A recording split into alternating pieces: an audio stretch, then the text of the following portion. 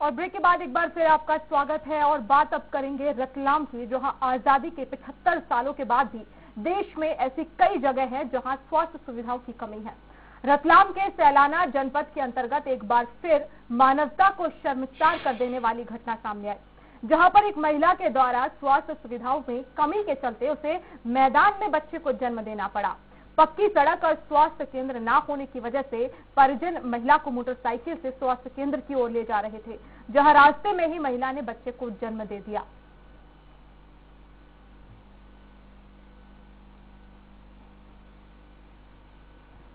श्रीमान, ये सामने से ही दिख रहा है जहाँ सर जब एम्बुलेंस को भी फोन लगाते हैं 2-3 घंटे तक तो वहाँ पहुँच नहीं पाती है, अवेलेबल नहीं है, दूसरे के वहाँ पर पेशेंट है वहाँ गई है। इस तरीके से अगर मैं सरासर अगर माना जाए तो यहाँ पर मेडिकल ऑफिसर्स को भी थोड़ा एक्टिव होकर ध्यान देना चाहिए। श्रीमान, सामने क्लियर ही देख रहा है, अगर सरकार अगर वहाँ पर ट्राइबल क्षेत्र, आदिवासी क्षेत्र के अंदर अगर काम करने की अगर बात कर रही तो 75 साल में एक रोड नहीं बना पाई और इससे ज्यादा क्या विकास करेगी बताओ।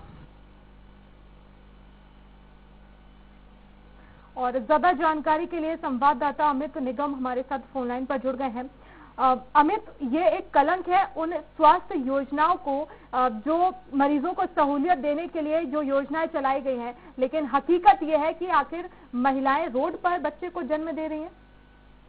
बिल्कुल वर्षा, मैं आपको बताना चाहूंगा कि रोज नित्य प्रतिदिन घोषणाएं होती है कि यहाँ पर मेडिकल कॉलेज खुलेगा, यहाँ पर मेडिकल कॉलेज खुलेगा, परंतु सबसे ज्यादा चिकित्सा सुविधाओं की अगर जरूरी जरूरत है तो ग्रामीण ट्राइबल एरियो में, ऐसे एरियो में जहाँ पर ग्रामीणों के पास ये सुविधाएं नहीं होती, तो बड़ी बड़ी घोषणाएं हो जाती है परंतु ये सुविधाएं उन तक नहीं पहुंची। और इसी की वानगी की ऐसे नजारे अक्सर देखने में आते हैं।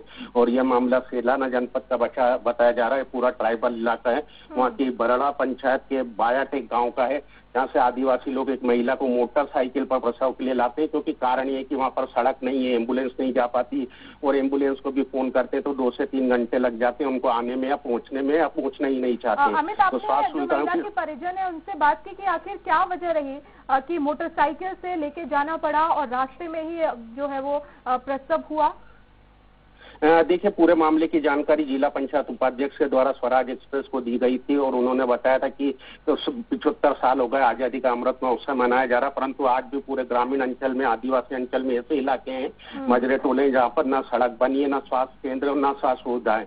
जहाँ पर स्वास्थ्य केंद्र है वहाँ पर डॉक्टर रहते नहीं है, जहाँ पर ब्लॉक मेडिकल ऑफिसर है वो जाकर चेकिंग नहीं करते कि डॉक्टर आ रहे हैं कि नहीं आ रहे हैं। उनसे संबंधित कर्मचारी, एएनएम, नर्स अगर वगैरह वहाँ पर नहीं आ रही है। उनका कहना था यही कारण है कि वहाँ पर सड़कों का अभाव है, आने जाने का अभाव, और खासकर बारिश का मौसम चल रहा है, ऐसे में तो मोटरसाइकिल भी वहाँ पर आ नहीं जा सकती।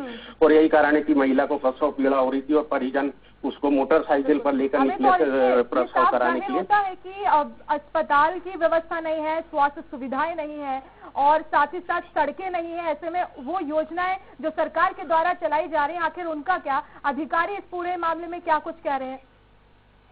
जब अधिकारियों से बात की जाती है तो उनका कहना होता है कि हम मौके पर पहुंच गए थे, जैसे ब्लॉक मेडिकल ऑफिसर वहाँ पे मौके पर उस समय पहुंचे। इस वक्त हमारे साथ जितेंद्र जी, ब्लॉक मेडिकल ऑफिसर जुड़ गए हैं।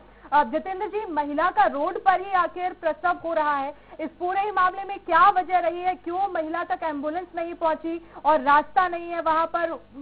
और ऐसे में अगर महिला या बच्चे को कुछ हो जाता तो इसका जिम्मेदार कौन होता? मैडम, एक्चुअली क्या हुआ, नेटवर्क प्रॉब्लम है, तो नेटवर्क की इशू की वजह से 108 पे कॉल नहीं लगा होगा।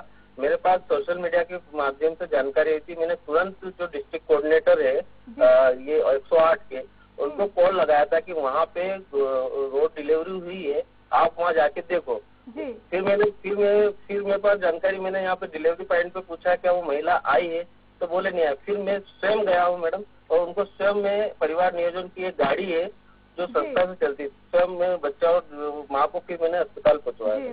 जितेंद्र जी, लेकिन ये सिर्फ एक जो नेटवर्क इशू है सिर्फ ये यहीं तक सीमित नहीं है, इस तरह से कई ऐसे भी मामले होते हैं, लेकिन उम्मीद यही है कि उन लोगों तक स्वास्थ्य सुविधाएं पहुंच जाए जिन्हें बहुत ज्यादा जरूरत है, जैसे कि प्रसव है। लेकिन अब इस पूरे मामले में देखना होगा कि क्या जिम्मेदारों पर कार्रवाई होगी। शुक्रिया जितेंद्र जी जुड़ने के लिए, और अमित आपका भी बहुत शुक्रिया तमाम जानकारी के लिए।